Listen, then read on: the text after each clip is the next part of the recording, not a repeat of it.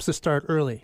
The earlier you start planning for the future, the better your future is going to be. Yeah, I think that's a big point. Do you tend to see people starting earlier? Most people are so wrapped up in the day-to-day survival that it's very difficult for them to think ahead. But then sometimes you get a break. Maybe, there's a bonus that comes in, or somehow you get a spark that allows you to go forward. And at that point, you really have to decide, what do you do with that bonus, or what that opportunity that comes along.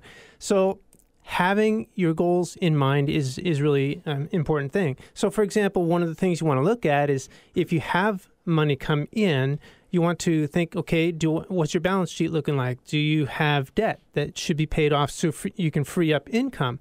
Ultimately, when you're talking about investments, really, investments are going to become income for you sometime down the road. And if not for you, for someone else, if you leave it behind. So that's what happens with investments. They become income at some point. So if your strategy is to someday retire, in other words, take control of your time and resources and be able to be financially independent, then it helps to be as debt-free as possible, first of all. So in other words, if you don't have a mortgage when you retire, it's a lot easier to have Social Security cover your budget. But if you want to live beyond Social Security, you got to start investing. And you can do that on a tax-deferred basis, and there are tools available. I was thinking this morning that using the right tool helps. If you need a screwdriver, a hammer doesn't really work so well, right? So if you're looking for income, there are different ways that you can generate that. You can use bonds. Bonds provide steady income. But when interest rates go up, sure. Right? So, but in some ways, before you pull out all the tools, this is probably, I think every guy who's gone to IKEA will understand this. It's always fun you pull out all the tools first, then you figure out how you're going to make this desk that has 400 parts that you wonder why you went to IKEA in the first place. But a lot of it is, it's creating that plan, because financial plans don't come, I guess people don't come with directions for financial plans like IKEA furniture does. Right. And so in some ways, that first step, you talk about people being really busy day to day. In some ways, I think it is so hard to find time to do anything. You get a mail, you get mail, and all of a sudden it's like, oh my God, I have 47 things I need to do. Yes. But at the same time, creating that plan so you can at least execute that plan, isn't that really that first step? Even if you can't execute it right away, but then you know what tools you need. Right. And a very simple step is to just start paying yourself first. Before you start paying your credit card bills and your other, everything else, pay yourself. Take a little bit of your income and keep it. Set it aside. Put it into a savings account. When you have enough there, put it into an investment that can appreciate in value, right? So, again, the ultimate goal is to replace your income at work with income from investments.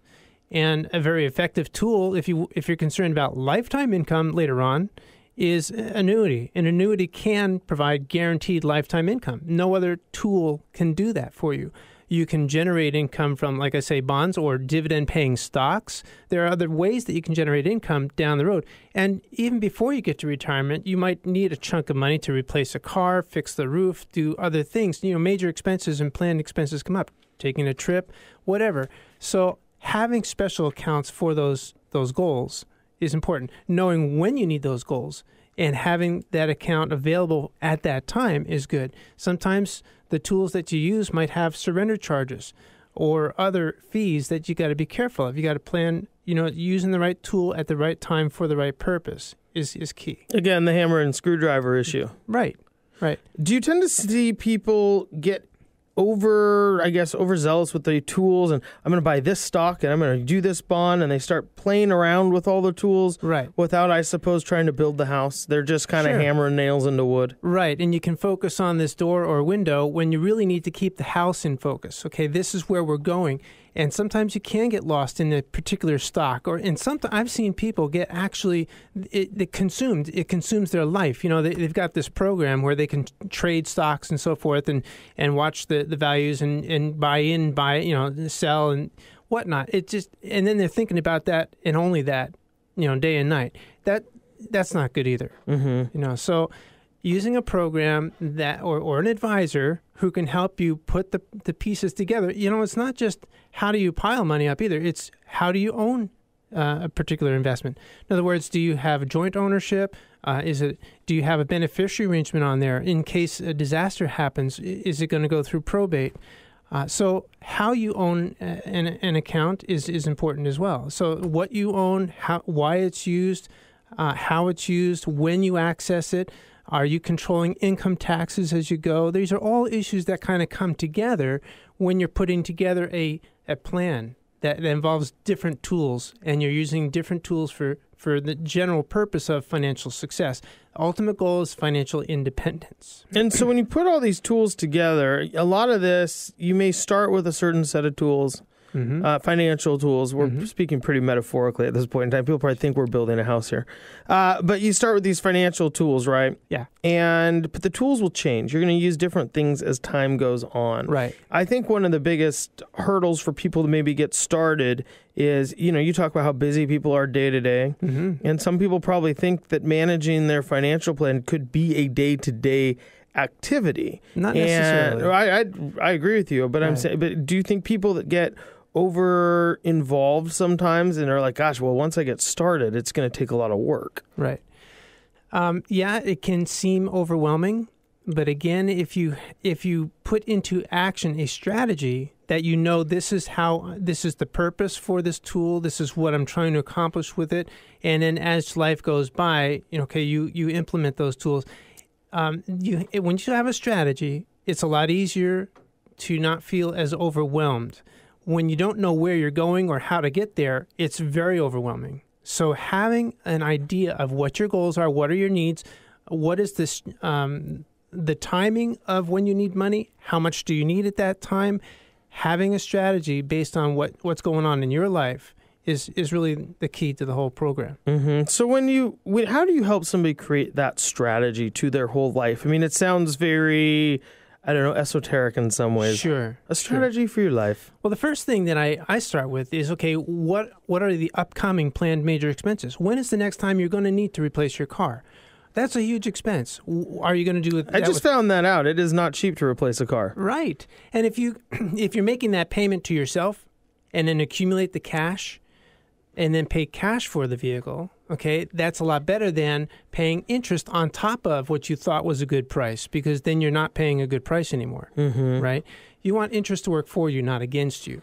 So once you map out the timing and amounts of when you need money, and then that'll help you focus on what's important to you as well. Like if you have, college funding to set up for children, or even if you want to do that for grandchildren, those are different important things that may or may not be part of your life, but figure out what's important to you, when you need things, and then figure out, okay, how am I doing tax-wise? What's my income level? What's my tax bracket? Can I minimize income taxes? Because the less you share with the government along the way, the more you'll have actually at the end. And then, like I was saying, if you use an annuity type of thing, then part of your income is tax-free return of principal, and part of it's taxable earnings down the road. So again, you're controlling income tax. If, let's say, you're putting money into a 401k plan, that's perfect. That's one of the most effective ways of accumulating wealth, because it comes out before you see it and it's in your pocket. It's growing tax deferred. It'll be fully taxable later on. And isn't that one of the problems with 401ks though? You get taxed on, what have I heard? You get taxed, you don't get taxed on the seed, you get taxed on the harvest. Right.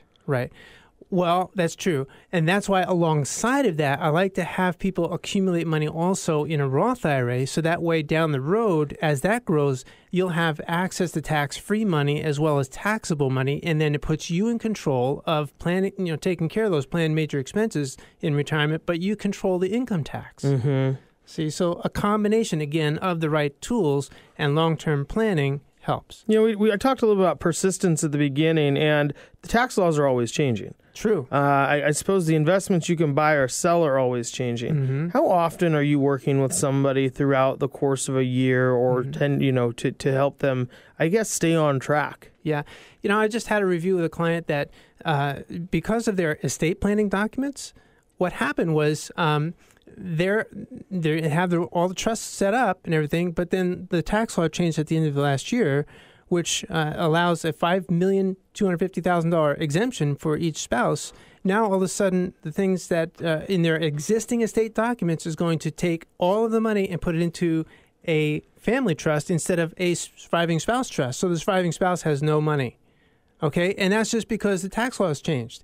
So if you're not looking at those major issues, then what you thought was a good plan is going to fall apart. So let me ask you a bigger picture question here. If the tax laws change, yes, and all that means is that somebody has to go take money from this trust and fill out these pieces of paper, to go put it in a new trust with these pieces of paper, do the tax laws matter, or is it just about navigating them? No, the tax laws do matter, because if your trust documents are set up to... But can the paper navigate them? I mean, can the way you set this up? So it's like...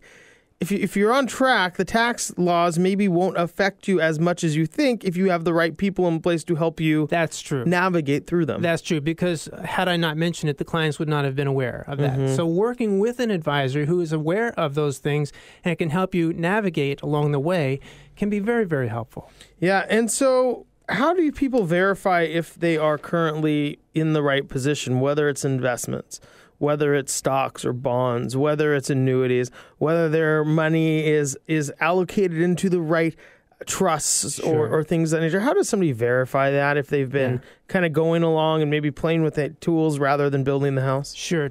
Trying to do all of that at the same time is very overwhelming. Nothing gets done. What I do is I take my clients through a systematic step-by-step strategy of covering beneficiary arrangements, ownership arrangements, goals. What types of investments do you have? How are you controlling income taxes now, and how will you control income taxes in the future? What do you have in place? So it's a systematic, over a 10-month period of time. I work with a client, even on a fee basis, basically. Just here's a project fee. For 10 months, we're going to work through these different items, systematically, so that you're not overwhelmed, and we're going to get it done. So that way, at the end of this 10 months, your plan is at least initially set up the way it should be to accomplish your financial objectives. So really, I mean, it's a 10-month process. It is. It really is.